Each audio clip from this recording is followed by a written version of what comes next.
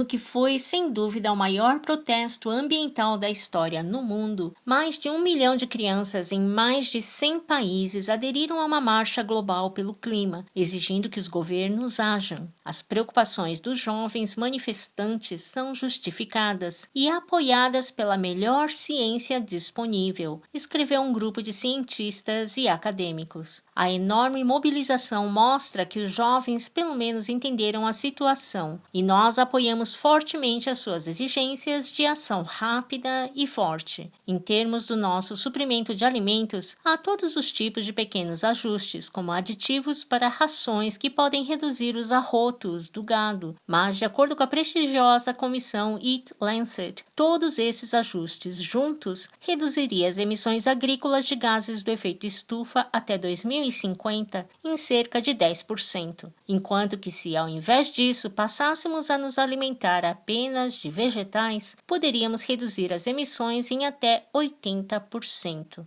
Todos os arrotos de gado, ovelhas e cabras representam apenas uma fração das emissões de gases do efeito estufa na pecuária. Então, é por isso que, de acordo com o IPCC, o painel oficial intergovernamental sobre mudanças climáticas, tornar-se o chamado carnívoro climático, apenas cortando produtos de ruminantes como a carne de boi, não reduziria tanto as emissões de gases do efeito estufa quanto se alimentar de forma mais saudável e limitar a carne de maneira geral. E quanto menos produtos de origem animal, melhor. Qual dieta tem o menor impacto ambiental no nosso planeta? Uma revisão sistemática descobriu que se alimentar totalmente à base de vegetais pode ser a alimentação ideal para o meio ambiente. Mas não é tudo ou nada. Mesmo apenas reduzindo a carne para menos de 50 gramas por dia pode chegar à metade do caminho em termos de redução das emissões de gases do efeito estufa. Em termos de uso do solo, uma alimentação mais saudável como a dieta mediterrânea pode diminuir a sua pegada em cerca de 1/4, enquanto que alimentações ainda mais baseadas em plantas podem reduzir o uso de terra em 50% ou mais. Em geral, as alimentações que incluem carne requerem cerca de 3 vezes mais água, 13 vezes mais fertilizante, mais do que o dobro da energia e 40% mais pesticidas do que as que não incluem.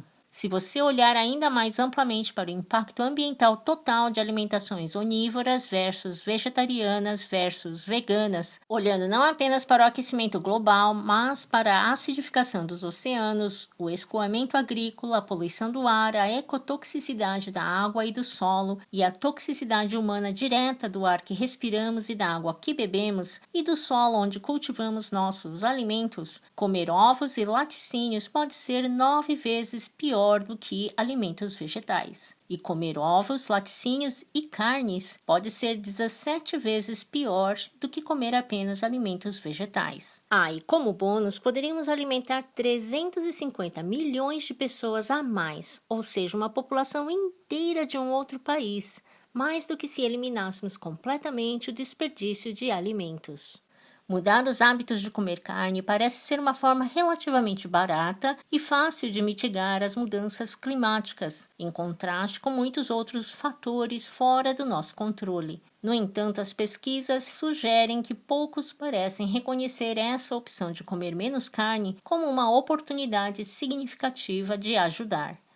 A pesquisa mostrou que os consumidores muitas vezes subestimam os impactos do consumo de carne no meio ambiente em geral e nas alterações climáticas em particular. A excelente eficácia da opção de menos carne, conforme estabelecido por especialistas ambientais, foi reconhecida por apenas 6% dos americanos pesquisados. E isso só depois que eles foram levados a assumir que a mudança climática está realmente acontecendo. Há um consenso científico esmagador de que a mudança climática é real e nós a estamos impulsionando, mas apenas cerca de metade dos adultos americanos acredita nisso. E não é por acaso. Assim como a indústria do tabaco tentou subverter a evidência esmagadora de que fumar causava câncer, empresas como a Exxon orquestraram campanhas de negação das mudanças climáticas que empacaram esforços significativos por décadas. No entanto, certamente os grupos ambientalistas deveriam ter feito melhor. Nenhuma das ONGs examinadas pareciam querer mostrar a ligação entre o consumo de carne e as mudanças climáticas. Todas estavam cientes das evidências, é claro, mas evidentemente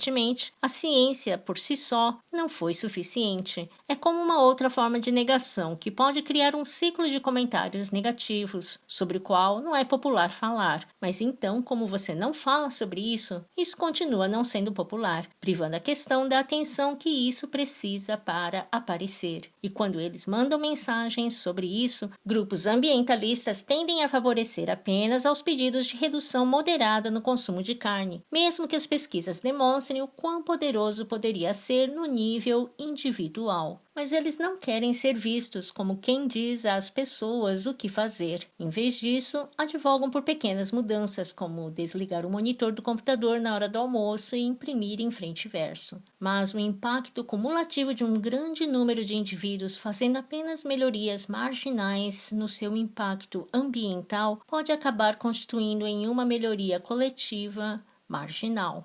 Mas agora vivemos em uma época em que precisamos fazer mudanças urgentes e ambiciosas.